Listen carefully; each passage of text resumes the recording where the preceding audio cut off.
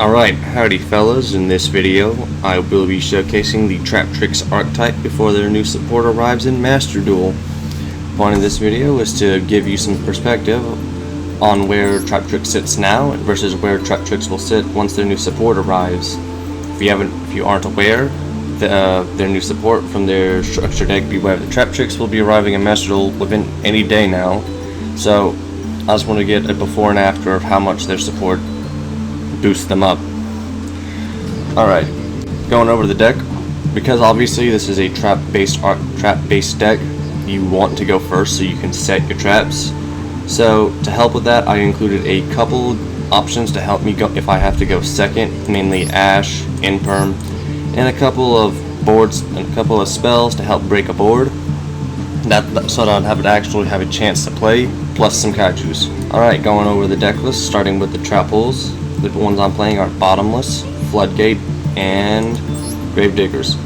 Bottomless is almost universally beneficial because it banishes cards, depriving your enemy of resources. However, one thing to note, because it destroys then banishes, it cannot be used on destruction immune monsters. After that, I got Gravediggers. Gravediggers is very nice because it negates monster effects in both the graveyard and the hand, and then it does a hefty 2k damage to your opponent, which is a lot. And after that, I have Floodgate. Floodgate is pretty much just there to deal with anything that Bottomless cannot hit, mainly sprites, or to be used as fodder for Vesiculio special summon. Speaking of Vesiculio, let's move on to the actual Traptrix monsters themselves. Vesiculio is a special summon from the hand by sending one trap you have set to your graveyard, which is just an extra free body on the field. However, Vesiculio also has a secondary effect that allows you to recover a trap hole card from your graveyard by banishing itself, then setting it onto the field.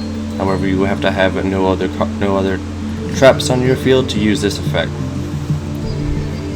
After that, I have onto probably the best main deck monster is Myrmilio.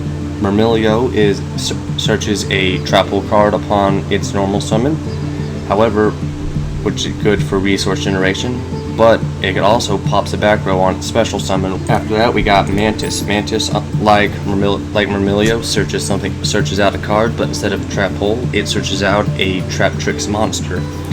Mainly, as of right now, the main ones you'd want to search out would be Vesiculio to combo off, or Diona for turn 3, but whenever the new support arrives, she'll gain a lot more utility because there are better Traptrix monsters to add. Going on to Diona. Diona on a normal summon allows you to special summon a Traptrix from your graveyard, which just allows you to go into more plays or just set up a wall.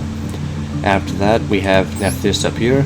Nephthys is basically just allows you to get free advantage every time you activate a trap hole card. After that, moving on, and then the last main deck monster I have is Parallel Exceed. Parallel Exceed might at first seem like a random inclusion because it's a level 8 Cyberus monster, but because this deck has a Link 1 that you can just straight normal summon into, you're able to special summon Parallel from your hand, and then special summon another one from your deck. Then they both become level 4, which allows you to go into any of the Exceed monsters I have. Alright, now moving on to the extra deck.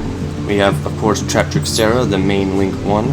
Traptrix Sara allows you to, is like your main resource generator, allowing you to search out cards from the deck. Then we have Corellia, which allows you to reset trap hole cards, and then freaking special summon Traptrix monsters during your end phase every turn, which, if with Myrmilio for Diona, allows you to recoup advantage or to punch your opponent. Then for Exceed summons, we have Rafflesia, which is a more defensive utility, protecting your other Traptrix monsters, whilst also being able to use trap hole cards from the deck. Then we have Alumeris, which just is an extra combo piece that's useful when made with Parallel Exceed because it allows you to get both Sara and Corellia turn 1. After that, you just got Time Thief. Time Thief, is useful because you can just keep keep dodging effects and stealing cards off the top of your opponent's deck. Then you got Dark Rebellion Dragon. He's just a beat stick if you only get 2 bodies on the field. The other Link cards I have is just some generic support with a couple Nightmares, IP Masquerina, Access Code, Appaloosa, and Mech Knight Crusadia Avermax.